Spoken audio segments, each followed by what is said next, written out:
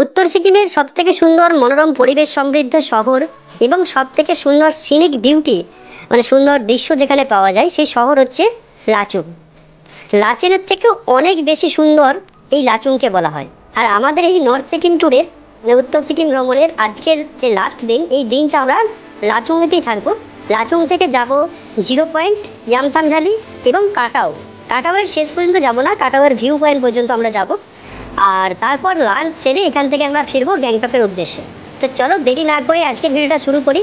আর আজকের ভিডিও থাকবে অনেক কিছু ইনফরমেশন এবং অনেক সুন্দর সুন্দর দৃশ্য।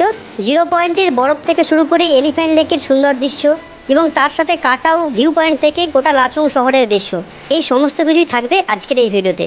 ভিডিওটা সম্পূর্ণ দেখতে থাকো, আশা করি তোমাদের ভালো লাগবে। আর যদি ভালো লেগে থাকে এবং যদি এরকম ইনফরমেটিভ ভিডিও তোমরা দেখতে চাও তাহলে অবশ্যই চ্যানেলটিকে সাবস্ক্রাইব করে রাখো যারা এখনও পর্যন্ত করোনি, আর নোটিফিকেশন বেলটা অবশ্যই অন করে দেবে। তো চলো আজকের ভিডিওটা শুরু করি। একদম সকাল সকাল ব্রেকফাস্ট করে নিয়ে আমরা রওনা দিয়ে দিলাম কাটাওয়ের উদ্দেশ্যে। আমাদের গন্তব্য কাটাও ভিউ পয়েন্ট পর্যন্ত। এই লাচুংয়ের হোটেল থেকে বেরিয়ে গাড়িতে করে যখনই যাত্রা শুরু করলাম তখনই রাস্তার দুদিকের সুন্দর দৃশ্যে মন ভরে উঠতে শুরু করলো।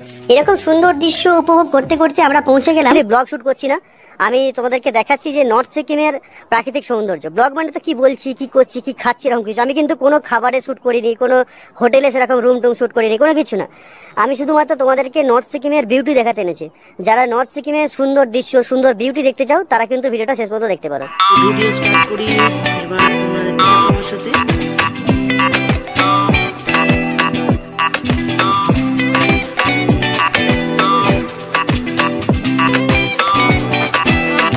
এরপর আমরা যাত্রা শুরু করেছি জিরো পয়েন্টের উদ্দেশ্যে। আর এই রাস্তার দুধারে সুন্দর দৃশ্য আমিও দেখে দেখে যাচ্ছি, আর তোমরাও দেখতে থাকো আমার এই ক্যামেরার মাধ্যমে। উপভোগ করতে থাকো নর্থ সিকিমের বা লাচুংয়ের এই সুন্দর ভিউ, সুন্দর দৃশ্য। আর এই আঁকাবাঁকা পথে চলার যে অভিজ্ঞতা সেটাও তোমরা এক্সপিরিয়েন্স করতে থাকো আমার এই ক্যামেরার মাধ্যমে। সত্যি কথা বলতে যত আমরা ইয়ামথাং ভ্যালির কাছাকাছি আসছিলাম, মানে ইয়ামথাং ভ্যালির ওপর দিয়েই কিন্তু জিরো পয়েন্ট পর্যন্ত যেতে হবে, যত কাছাকাছি আমরা ইয়ামথাং ভ্যালির কাছে আসছিলাম ততই মনটা আস্তে আস্তে খারাপ হতে শুরু করছিল।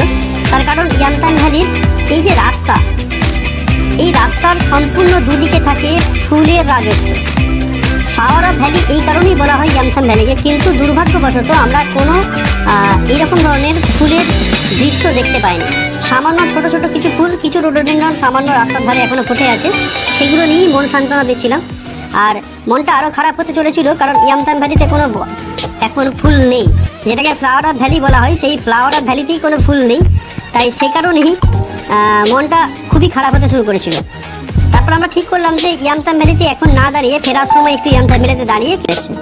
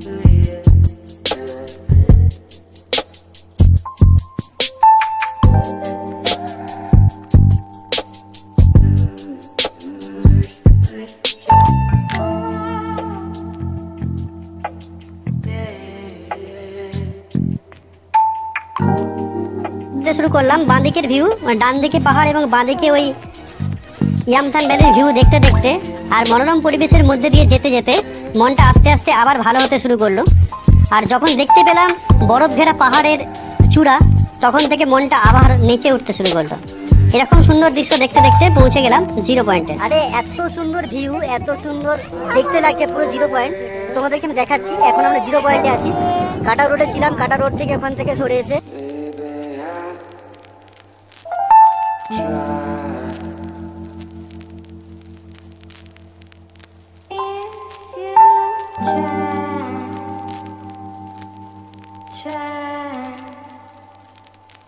প্রচন্ড পরিমাণে বৃষ্টি হচ্ছে বলে ওই ভ্যালির ওখানটা থাকতে পারিনি আর নামতেও পারলাম না। কিন্তু সেরকম মতো ফুলও ছিল না, কারণ আগে যেরকম ফুল থাকে না, এখন তো ফুলের সিজন তো সেরকম মতো নেই। আর যদি এই সময় বেশি ফুল থাকে, কিন্তু ব্যাপারটা হচ্ছে যে প্রচুর পরিমাণে এখানে স্নোফল হচ্ছে, আজকেও প্রচুর ঠান্ডা, প্রচুর বরফ আছে, বরফ বেশি থাকলেই ফুল কমে যায়, তো সে কারণে ফুলগুলো কিন্তু সেরকম মতো নেই। তবু আমরা রাস্তার ধারে এক জায়গায় একটু বৃষ্টি কমতে দাঁড়িয়ে গেছি, দাঁড়িয়ে গোটা কথা রোডোডেনড্রনের ফুলের ছবি নেবো আর তোমাদের জন্য কি বলবো শ্যুট করবো একটু, সেই জন্য দাঁড়িয়ে গেছি। ঠিক আছে, চলো এই সুন্দর বিউটিটা একটু এনজয় করো।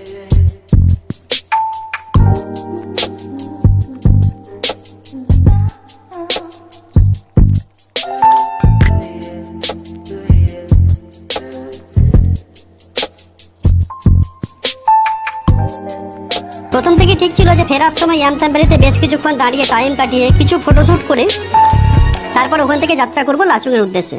কিন্তু যখন ইয়ামথাং ভ্যালিতে পৌঁছালাম তখনই কিন্তু বৃষ্টি শুরু হয়ে গেছে, আর সেই বৃষ্টির কারণে আর ইয়ামথাং ভ্যালিতে আমরা নামতে পারিনি। সে কারণে আমরা আর সময় নষ্ট না করে, যেহেতু বৃষ্টি শুরু হয়ে গেছে এবং গ্যাংটক যাওয়ার সমস্ত রাস্তায় যদি বৃষ্টি হতে থাকে, তাহলে কিন্তু যাতায়াতের মানে গ্যাংটক ফেরার পর্যন্ত আমাদের অনেক ভোগান্তি পেতে হতে পারে।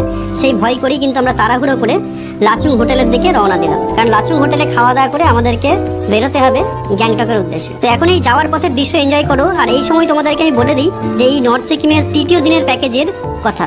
এই 3 দিন 2 রাতের যে নর্থ সিকিমের প্যাকেজগুলো হয়, সেই প্যাকেজগুলোতে কিন্তু গুরুদংমান লেক প্যাকেজের মধ্যে এন্ট্রি থাকে এবং ইয়ামথাং ভ্যালি প্যাকেজের মধ্যে এন্ট্রি থাকে। 0 পয়েন্ট কাটাও কালাপাত্থার এগুলো কিন্তু প্যাকেজের মধ্যে থাকে না, এগুলোর জন্য এক্সট্রা চার্জ করে ড্রাইভাররা। সিজনে এই চার্জটা প্রায় 4000 টাকার মতো হয়, আর অফ সিজনে এটা কিন্তু 3000 টাকা পার গাড়ি কিন্তু হয়। আর নর্থ সিকিমের যারা 2 দিনের প্যাকেজ করে, মানে 2 ডে 1 নাইট, তারা কিন্তু গুরুদংমান লেক বা লাচিং যায় না, তারা প্রথম দিনই লাচুং ঢোকে, লাচুং থেকে ইয়ামথাং ভ্যালি এবং যারা এক্সট্রা খরচা দিয়ে 0 পয়েন্ট যেতে যায়, ইয়ামথাং ভ্যালি 0 পয়েন্ট কাটাও এগুলো ঘুরে তারপরের দিনে কিন্তু আবার ব্যাক করে।